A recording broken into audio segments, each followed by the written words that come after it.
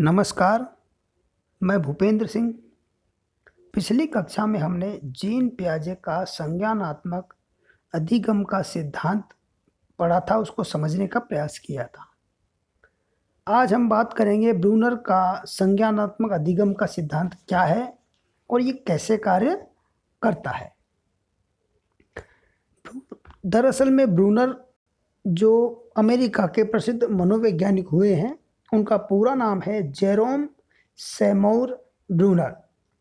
इनका एक प्रश्न था कि ज्ञान को कैसे प्रदर्शित किया जाता है और सोचने या विचारने के विभिन्न तरीकों अथवा माध्यमों से कैसे व्यवस्थित किया जाता है, यानी उसको कैसे ऑर्गेनाइज किया जाता है।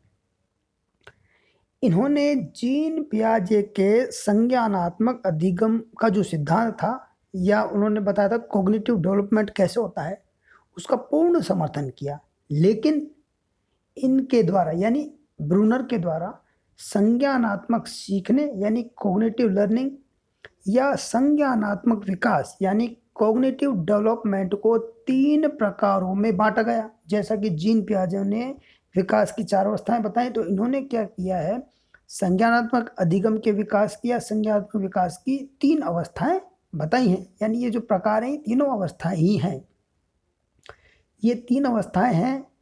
पहली है क्रियापरक प्रदर्शन या क्रियापरक अवस्था या एन एक्टिव स्टेज। दूसरी है छवि परक प्रदर्शन या इसको आइकॉनिक रिप्रेजेंटेशन बोलते हैं, और दूसरा नाम इसका आइकॉनिक स्टेज भी है।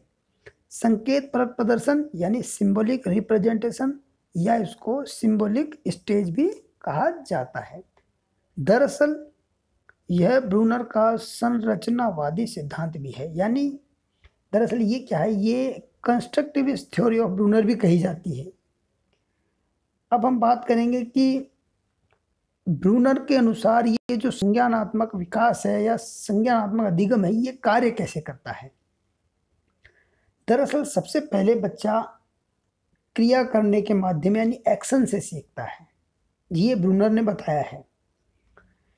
ब्रूनर कहते हैं कि जब वो एक्शन को सीख लेता है तो क्या करता है, वो एक्शन को देखता है पहले, और एक्शन को देखने के बाद क्या करता है, अपने मस्तिष्क में उस एक्शन का एक खाका या पैटर्न तैयार करता है, यानी उसकी इमेज फोटो खींच लेता है अपने ब्रेन में और उसको फोटो खींच के स्टोर कर लेता है। और अंत में जो बनाया गया ड्राइंग या पैटर्न है, यानी जो इमेज खींची गई थी, उसको क्या है, संकेत के रूप में प्रदर्शित करता है, यानी उसको अपनी भाषा में व्यक्त करता है, यानी अपने प्रकार से उसको व्यक्त करता है। इस बात को हमें एक उदाहरण के माध्यम से यदि समझें तो ज़्यादा उचित रहेगा। जैसे माना कि किसी बच्चे ने किसी व्यक्ति को मशीन चलाते हुए देखा। कोई भी मशीन हो सकती है, साइकिल हो सकती है, बाइक हो सकती है, कार हो सकती है। तो जब उसने उसको देखा चलाते हुए, यानी कार वाले के बगल में बैठ के हम लोग देखते हैं, मित्र कार चलाता है तो हम सारी हरकतें देखते हैं, गियर कैसे बदलता है, स्टीयरिंग को कैसे पकड़ता है, ब्रेक कैसे दबाता है, क्लच कैसे दबाता है ना, सारी चीज़ें, सीट बेल्ट लगाता है, वो सारी चीज़ें। तो कहने का मतलब ये सारी चीज़ें जब बच्चा देखता है, तो जैसे मान लिया साइकिल चलाने वाले को देखा तो हैंडल पकड़ना, उसका पहिए घुमाना, पैडल मारना, ये सारी चीज़ें, तो इसको बोला जाता है एन एक्टिव लर्निंग। अब जो उसने बच्चे ने देख लिया है तो क्या करता है, उस देखे हुए का एक चित्र अपने दिमाग में फोटो खींच लेता है, यानी खाका बना लेता है, पैटर्न बना लेता है कि इन क्रियाओं से साइकिल चल सकती है, यानी ये क्रिया मैं भी करूँ तो साइकिल मैं चला सकता हूँ। ऐसा वो क्या है कि उसका एक इमेज बनाता है। इसको बोला जाता है आइकॉनिक लर्निंग। जैसे हैंडल पकड़ना, वो देखता है कि हैंडल कैसे पकड़ते हैं, पैडल मारने की प्रक्रिया देखता है कि कैसे पैडल मारे जाते हैं, पीछे कैसे मारे जाते हैं, आगे की तरफ कैसे मारे जाते हैं, पहिए का घूमना, यानी ये पहिया गोल गोल घूमता कैसे, आगे साइकिल चलती है तो कैसे घूमता है, पीछे चलती है तो कैसे घूमता है। तीसरी बात जब होती है, जब बच्चा ये सब सीख लेता है तो उसको क्या करता है, अपनी सांकेतिक भाषा में व्यक्त करता है। अच्छा, अर्थात बच्चा अपने स्वयं के तरीके से इस चीज़ को सीखने का प्रयास करता है। इसको बोला जाता है सिंबॉलिक लर्निंग, यानी वो उसको क्या करता है, ये सब सीखे वो अपनी भाषा में व्यक्त करता है। ये होती है सिंबॉलिक लर्निंग या सिंबॉलिक स्टेज। अब हम बात करेंगे कि ये जीन पियाजे की जो तीनों स्टेज हैं या 3 अवस्थाएं जो इन्होंने बताई हैं, यानी ये जो सीखना है ये होता कैसे या किस माध्यम या किस तरीके से होता है। बात यह है कि ब्रूनर का जो सिद्धांत है उसको ब्रूनर के निरूपण के 3 माध्यम या तरीके भी माना जा सकता है। इसको 3 मोड ऑफ रिप्रेजेंटेशन भी कहा जाता है, इसको 3 स्टेजेज ऑफ रिप्रेजेंटेशन या उसको 3 स्टेजेज ऑफ कॉग्निटिव डेवलपमेंट यानी संज्ञानात्मक विकास की जेरोम एस ब्रूनर की 3 अवस्थाएं भी कहा जाता है। यानी ये ब्रूनर की 3 विकास की जो अवस्थाएं हैं, संज्ञानात्मक विकास की अवस्थाएं हैं, वो ही हैं ये तीनों। तो हम इनके बारे में विस्तार से समझेंगे। दरअसल में ब्रूनर के निरूपण के 3 माध्यम बताए हैं, यानी 3 अवस्थाएं उन्होंने बताई हैं। तो वो कहते हैं कि निरूपण के तरीकों से या माध्यम के इन तरीकों से तात्पर्य क्या है। इन तरीकों से तात्पर्य है कि जिनके द्वारा ज्ञान या सूचना को सहेज कर रखा जाता है, यानी स्टोर करके रखा जाता है, और स्मृति यानी मस्तिष्क में उसकी एनकोडिंग किया जाता है, यानी कूटबंधन किया जाता है। कहने का तात्पर्य ये है कि तीनों स्टेज ब्रूनर की ये बताती हैं कि ज्ञान को कैसे ग्रहण किया जाता है, उसको कैसे स्टोर किया जाता है और उसकी कोडिंग कैसे की जाती है। अतः सूचना या ज्ञान ग्रहण करना, उसके बाद उसको स्टोर करना अपने मस्तिष्क में सूचना और ज्ञान को, और तीसरा उसकी एनकोडिंग करना। एनकोडिंग क्यों? ताकि लंबे समय तक उसको याद रखा जा सके। अब यहाँ पर एक चीज़ ये समझ में आती है कि ये जो एनकोडिंग है ये दरअसल में जीन पियाजे की स्कीमा ही है, बिल्कुल उसके ही जैसी बात यहाँ पर जीन पियाजे ने भी बताई, लेकिन फ़र्क इन्होंने एनकोडिंग कह दिया, उन्होंने वहाँ पर उसको स्कीमा नाम दिया। अब एक एक पहली स्टेज की जब हम बात करते हैं तो वो है इनएक्टिव स्टेज ऑफ लर्निंग, यानी क्रिया आधारित सीखने की अवस्था। यानी जीन पियाजे की जो संज्ञानात्मक विकास की अवस्थाएं हैं या जो 3 तरीके बताए हैं रिप्रेजेंटेशन के, ये वही हैं। तो एक ही बात है दोनों की। तो पहली है इनएक्टिव स्टेज ऑफ लर्निंग, ये क्रिया आधारित सीखने की अवस्था। ये अवस्था बच्चे के जन्म से लेकर 1 वर्ष तक ब्रूनर ने बताई है। और ब्रूनर कहते हैं कि जो सोचना या थिंकिंग होती है इस अवस्था में वो पूर्ण रूप से शारीरिक क्रियाओं पर आधारित होती है। यानी बच्चा शारीरिक क्रियाएं करता है और उनके आधार पर सीखता है, यानी करके सीखने की बात यहाँ पर है, बजाय सोचने को। कहते हैं सोचने से नहीं सीखता बच्चा, यहाँ पर करने से सीखता है इनएक्टिव स्टेज ऑफ लर्निंग में। अगली बात उन्होंने ये बताई कि मांसपेशियों की क्रियाओं पर आधारित इसमें स्मृति होती है। यानी जो बच्चे की स्मृति होती है वो मांसपेशियों की क्रिया पर आधारित होती है, यानी उस पर ही डिपेंड करती है। जैसे बच्चे क्या है, रेंगने का कार्य छोटे छोटे बच्चे देखा वो करते हैं, वो पैरों घुटनों को बल चलते हैं या पेट के बल रेंगने की कोशिश करते हैं। ये सारी चीज़ें इनएक्टिव स्टेज ऑफ लर्निंग में आती हैं। उदाहरण के लिए मोटरसाइकिल चलाना, टाइपिंग करना, कपड़े सिलाई करना, मशीनरी का संचालन, जैसे मैंने बता दिया था कार चलाना वगैरह ना, ये सारी जो क्रिया हैं, समस्त कार्य हैं, ये क्रिया आधारित अवस्था ही हैं जो कि जीवन के बाद के समय में बच्चे में देखने को मिलती है। यानी ये इनएक्टिव स्टेज ऑफ लर्निंग बचपन में किया गया कार्य है, लेकिन बाद में ये स्थायी होकर हमें दिखाई देती है। इन कार्यों को, अब ये जो क्रिया है दरअसल में इनको चित्रों के माध्यम से या आइकन्स के माध्यम से बच्चा नहीं सीख सकता। शब्दों के रूप में यदि मैं शब्द बोल के बताऊं कि साइकिल चलाने के लिए पैडल मारना पड़ता है, हैंडल पकड़ना पड़ता है, तो इससे नहीं सीख सकता। दरअसल में ये एक्शन के कार्य हैं, इनको करने से ही बच्चा सीख पाएगा। दूसरी जो स्टेज है वो आइकॉनिक स्टेज ऑफ लर्निंग, यानी चित्र या छवि आधारित अधिगम व्यवस्था। ब्रूनर कहते हैं कि लगभग 1 वर्ष से लेकर लगभग 6 वर्ष तक यह अवस्था होती है। इस अवस्था में सूचनाएं जो होती है वो बच्चों को चित्रों के माध्यम से या चित्रों के रूप में उसके मस्तिष्क में एकत्रित की जाती हैं। और जो थिंकिंग होती है, यानी सोचना या विचारना होता है, उसमें अन्य मानसिक चित्रों जैसे यानी मेंटल इमेजेस जैसे सुनना, सूंघना, छूना आदि पर आधारित होती है। यानी बच्चा क्या है कि जो सोचने की प्रक्रिया जो होती है बच्चे की, वो आधारित किस पर होती है? सुनने, सूंघने, छूने पर। यानी ये सारी मेंटल इमेजेस पर आधारित होती है। यानी मस्तिष्क कैसी इमेज किस चीज़ की बनाता है, किसी काम को हम करते हुए देखते हैं तो उसकी इमेज हमारे ब्रेन में खिंच जाती है, इसको बोला जाता है आइकॉनिक स्टेज ऑफ लर्निंग। कोई कैसे पढ़ाता है तो हमें उसका पढ़ाना पसंद है, तो हम उसके पढ़ाने की हैबिट्स, उस तरीकों को अपने जीवन में उतारते हैं, तो वो क्या आइकॉनिक स्टेज ऑफ लर्निंग है। बच्चे देखो शुरू में जब बच्चे बिगड़ते हैं तो घर में यदि कोई बीड़ी सिगरेट पीता है तो बच्चा भी उसी देखा देख करता है। तो दरअसल में ये आइकॉनिक स्टेज ऑफ लर्निंग का ही एक अच्छा उदाहरण है। तो बच्चों को अच्छी चीज़ें सिखाएंगे तो वो अच्छा सीखेगा, और गलत सिखाएंगे तो गलत सीख जाएगा। तो कहने का मतलब ये है कि बच्चों के सामने अच्छा प्रदर्शन हम करेंगे तो वो वही देखकर सीखते हैं जो हमारे अंदर देखते हैं, जो उनको सामने दिखाई देता है। तो ये है आइकॉनिक स्टेज ऑफ लर्निंग, जिसको ब्रूनर ने समझाया था। तीसरी जो अवस्था है, अच्छा एक चीज़ और, इस अवस्था को मानसिक चित्रों की अवस्था भी कहा जा सकता है, यानी इसको mental stage of mental images भी कहा जा सकता है, यानी मेंटल इमेज की अवस्था है, मानसिक चित्रों की अवस्था।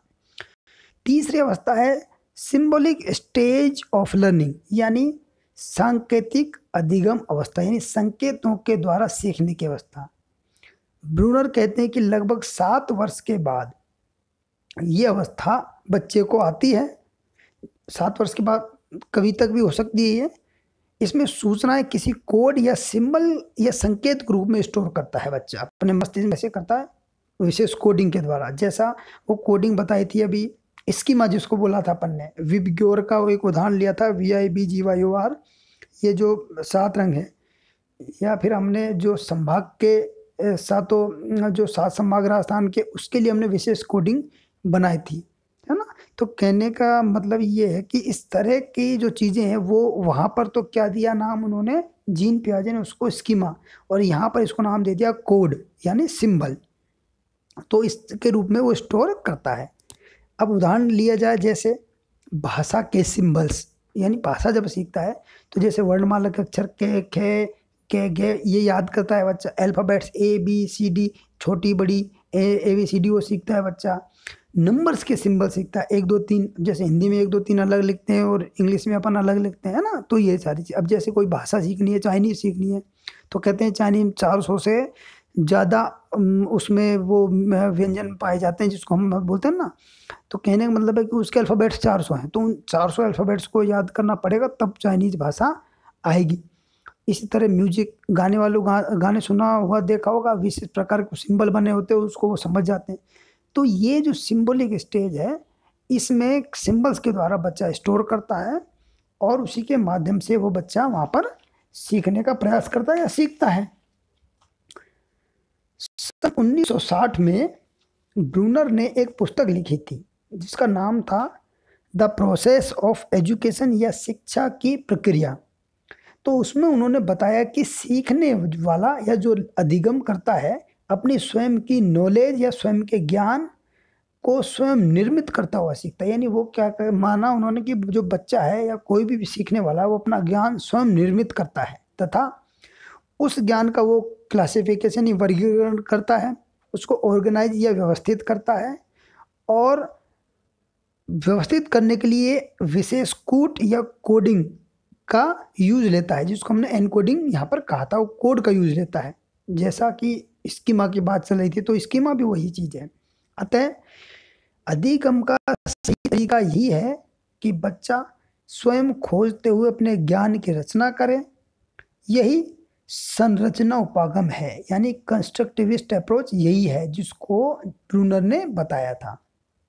अतः ब्रूनर ने कहा है कि हमें परिकल्पना यानी हाइपोथेसिस, हमें परिकल्पना निर्माण के साथ बच्चे को पढ़ाना चाहिए, ताकि किसी भी बच्चे को विकास की किसी भी अवस्था में बौद्धिक तरीके से किसी भी विषय को सिखाया जा सके। यानी ब्रूनर ने बड़ी बात कही है कि बच्चे को किसी भी अवस्था में कोई सा विषय सिखाया जा सकता है, और जीन पियाजे ने क्या कहा है कि उसके विकास की उस अवस्था आने तक इंतजार करो, यानी दोनों में अंतर हुआ। अब हम जानते हैं कि यहाँ पर जानने का प्रयास करेंगे कि ये जो जीन पियाजे की 3 अवस्थाएं, ब्रूनर की 3 अवस्थाएं उन्होंने जो बताई हैं विकास की या संज्ञानात्मक सीखने की, तो इनके शैक्षिक निहितार्थ क्या है, यानी एजुकेशनल इम्प्लीकेशंस क्या हो सकते हैं। तो ब्रूनर के संज्ञान सीखने के सिद्धांत का सबसे पहला शैक्षिक निहितार्थ है कि बच्चों को स्वयं से सीखने के लिए स्वतंत्र छोड़ देना चाहिए, यानी बच्चे स्वयं की गति से सीखते हैं, ये जीन पियाजे ने हमें बताया था। तो ब्रूनर कहता है कि बच्चे को खुद से सीखने के लिए उसको स्वतंत्र छोड़ दें। यानी वो, क्योंकि उन्होंने क्या दिया था, संरचना उपागम की बच्चा स्वयं ज्ञान का निर्माण करने वाला होता है। दूसरी चीज, बच्चे के पूर्व अनुभवों के आधार पर, यानी जो उसके पहले से एक्सपीरियंसेज हैं उनके आधार पर नए ज्ञान को निर्मित करने या निर्माण करने नए ज्ञान का एवं पूर्व ज्ञान में संशोधन करने के अवसर प्रदान करने चाहिए। चूंकि इन्होंने संरचना उपागम दिया था, कंस्ट्रक्टिविस्ट अप्रोच या थ्योरी, तो उन्होंने बताया कि बच्चा ज्ञान का स्वयं निर्माता होता है। तो कहने का तात्पर्य, ब्रूनर ये कहते हैं कि बच्चे को क्या है कि उसके पूर्व ज्ञान के आधार पर नए ज्ञान को निर्मित करने का अवसर मिले और पूर्व ज्ञान में संशोधन करने के अवसर भी दिए जाएं। अब इसके लिए शिक्षक क्या कर सकता है, प्रोजेक्ट विधि उपयोग में ले, यानी प्रोजेक्ट के रूप में बच्चों को दे 4-4 5-5 में पीयर ग्रुप में खोज विधि से पढ़ाए कि खोजने वाले मेथड से इसको प्रॉब्लम, इसके अलावा प्रॉब्लम सॉल्विंग विधि से पढ़ाए, यानी समस्या समाधान विधि का उपयोग करें। बच्चों के गलत उत्तरों को भी स्वीकार अध्यापक करना चाहिए, ताकि उनको पता तो चले कि बच्चे के तर्क क्या है, क्योंकि उसके तर्क को समझना चाहिए और उसमें संशोधन बाद में करना चाहिए। नेतृत्व के अवसर बच्चों को प्रदान करने चाहिए, क्योंकि नेतृत्व के अवसर प्रदान होंगे तो बच्चा क्या है कि उसका संज्ञानात्मक विकास अच्छा होगा। ब्रूनर का एक विचार था कि शिक्षकों को बच्चों के संज्ञानात्मक विकास के चरण के आने तक इंतजार करने हेतु पहले ही विषय वस्तु नहीं बना लेनी चाहिए। यानी या तो ये हो कि भाई विषय वस्तु पहले बना ली जाए, ये पियाजे के मामले में था, लेकिन ये कहते हैं कि विषय वस्तु पहले नहीं बनानी चाहिए या पहले निर्धारित नहीं करनी चाहिए, बल्कि जिस अवस्था से बच्चा गुजर रहा है तुरंत उसी अवस्था की विषय सामग्री तैयार करनी चाहिए। यानी सामग्री भी तैयार उसी अवस्था के अनुसार करें, ना कि पहले की सामग्री को यूज ले। अगली बात जो एजम्पशंस है वो या सेक्शन निर्धारित कि बच्चे की समझ या विचारों को विकसित करने हेतु समस्या समाधान की विधि समस्या समाधान की विधि से विषय वस्तु को पढ़ाना चाहिए। अगली चीज़ है कि ब्रूनर के अनुसार सरल विषय वस्तु को पहले पढ़ाया जाए और कठिन या कॉम्प्लेक्स या जटिल विषय वस्तु को बाद में पढ़ाया जाए, यानी सरल से जटिल की ओर चला जाए। तो कहने का तात्पर्य है सरल से जटिल की ओर, यानी उदाहरण से नियम की तरफ, यानी आगमनात्मक विधि का उपयोग ले। ब्रूनर ने इसी वजह से स्पाइरल करिकुलम यानी सर्पिल पाठ्यचर्या का सुझाव भी दिया। ब्रूनर ने बताया कि बच्चे के वातावरण, उसके परिवेश यानी सामाजिक परिवेश को ध्यान में रखते हुए पढ़ाने पर जोर दिया है ब्रूनर ने, क्योंकि ब्रूनर का मानना था कि जो सामाजिक परिवेश है बच्चे का, यानी जिस परिवेश से बच्चा आया है, जिसमें पला बड़ा है, यानी जिसमें उसने कुछ अनुभव ग्रहण किए हैं बचपन से, तो बच्चे में कौशलों यानी विभिन्न प्रकार के जो स्किल्स है के विकास में बाहरी अस्थायी सहायक ढांचे के रूप में कार्य करता है। यानी जो सामाजिक परिवेश है वो बच्चे के क्या है, बाहरी अस्थायी सहायक ढांचे के रूप में काम करता है, जिसको बोलता है स्कैफोल्डिंग, जिसको बोला जाता है। तो स्कैफोल्डिंग की प्रक्रिया के रूप में ये कार्य करता है। अब हम ये जानेंगे कि ये स्कैफोल्डिंग है क्या चीज़। दरअसल में स्कैफोल्डिंग का अर्थ है कि वे स्टेप्स, वे तरीके या वे पद जो किसी विषय वस्तु को सीखने के लिए सहायक के रूप में काम में लिए जाते हैं।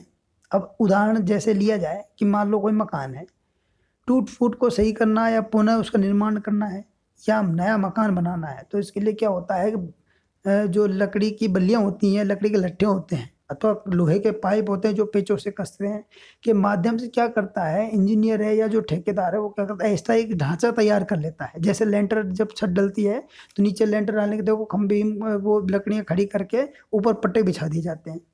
तो ये क्या है, ये एक अस्थायी ढांचा होता है।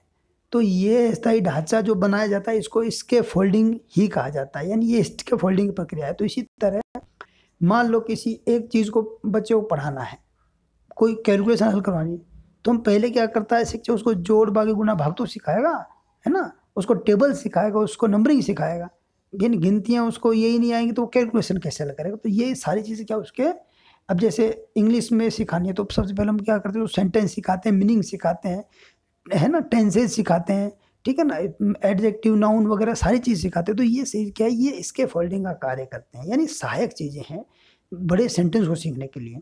अतः छोटे छोटे भागों में बांटकर विषय वस्तु को पढ़ाने की जुगत लगानी चाहिए या पढ़ाने का प्रयास करना चाहिए।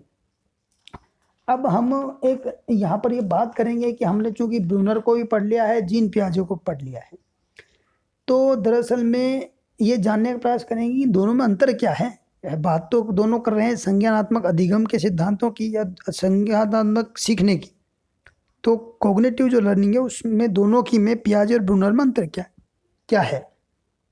तो देखिए, जीन पियाजे और ब्रूनर में अंतर है। जीन पियाजे कहते हैं नंबर 1 पर कि जीन पियाजे का जो संज्ञानात्मक अधिगम का सिद्धांत है वो अधिगम से संबंधित है, और जबकि ब्रूनर का शिक्षण यानी टीचिंग में सुधार से संबंधित है। पियाजे का जो संज्ञानात्मक अधिगम है वो दूसरे नंबर पर कि जैविक परिपक्वता पर बल देता है, यानी जो बायोलॉजिकल मैच्योरिटी है उस पर देता है कि बच्चे का पहले जैविक विकास हो जाए, उस पर बल देता है। लेकिन ये जो संज्ञानात्मक अधिगम सिद्धांत है ब्रूनर कहते हैं कि सांस्कृतिक तत्वों को सीखने के लिए सही मानता है, यानी कल्चरल जो उसके एलिमेंट्स है उनको सीखे तो बच्चा अच्छा सीखेगा। तीसरी बात कही है कि पियाजे के अनुसार सीखने वाले के लिए अधिक उपयोगी है, यानी पियाजे का जो संज्ञानात्मक अधिगम का सिद्धांत है वो सीखने वाले के लिए अधिक उपयोगी जो लर्नर है। लेकिन ब्रूनर का जो संज्ञानात्मक अधिगम है वो शिक्षक के लिए उपयोगी है। इसी तरह पियाजे का संज्ञानात्मक अधिगम का सिद्धांत वो विकासवादी उपागम को मानता है, डेवलपमेंटल अप्रोच को मानता है, जबकि ब्रूनर का जो संज्ञानात्मक अधिगम का सिद्धांत है वो संरचनावादी उपागम को मानता है, जैसे कि हम पढ़ चुके हैं, यानी संरचनावादी अप्रोच यानी कंस्ट्रक्टिविस्ट अप्रोच को मानता है। पांचवा जो अंतर है वो ये है कि पियाजे का संज्ञानात्मक अधिगम है वो कहता है कि संज्ञानात्मक विकास की आयु के आधार पर विषय वस्तु सिखाने पर बल देता है, अर्थात वो कहता है कि विकास की अवस्था आने तक इंतजार करने का पक्षधर है। लेकिन ब्रूनर इसके जस्ट विपरीत है। ब्रूनर कहता है कि जटिल से जटिल विषय वस्तु किसी भी आयु में पढ़ाई जा सकती है, सिखाई जा सकती है, लेकिन बशर्ते विषय वस्तु है ना उसको सरल बना दिया जाए, यानी उसको ग्रहण करने योग्य बना दिया जाए बच्चे को, तो वो तो बड़ी से बड़ी चीज़ सिखाई जा सकती है। छठा जो अंतर बताते हैं तो उसमें पियाजे कहते हैं कि पियाजे का जो सिद्धांत है वो बच्चे में निहित शक्तियों को खोजने पर बल देता है, जबकि ब्रूनर का जो सिद्धांत है वो नई शिक्षण विधियों अनुदेशन तकनीकों के खोजने पर बल देता है। जीन पियाजे के अनुसार पाठ्यक्रम के परिवर्तन पर कोई ध्यान नहीं दिया गया है, जबकि ब्रूनर कहता है कि पाठ्यक्रम को बदला है ना, इस पर जोर दिया है। जीन पियाजे के अनुसार बच्चे का विकास महत्वपूर्ण माना गया है, और जबकि ब्रूनर कहता है कि बच्चे को जो कुछ पूर्व ज्ञान है उसमें ही उसको पारंगत किया जाए, इसको ज़्यादा महत्व दिया गया है। जीन पियाजे के अनुसार बच्चे की स्कीमा कोई जिम्मेदार माना है, लेकिन इस स्कीमा के लिए तरीके कुछ सुझाए नहीं गए कि भाई इसको बढ़ाया कैसे जाए। लेकिन ब्रूनर कहता है कि स्कीमा को विकसित करने के हेतु इसकी फोल्डिंग तकनीक अच्छी है, यानी कहने में उनकी स्कीमा क्या है, एनकोडिंग। तो वो कहते हैं एनकोडिंग के लिए क्या चाहिए, इसके फोल्डिंग के तरीके अपनाए जाए। ये हमने आज जाना है ब्रूनर का संज्ञानात्मक अधिगम का सिद्धांत। अगली कक्षा में हम नए विषय के साथ फिर मिलेंगे। धन्यवाद।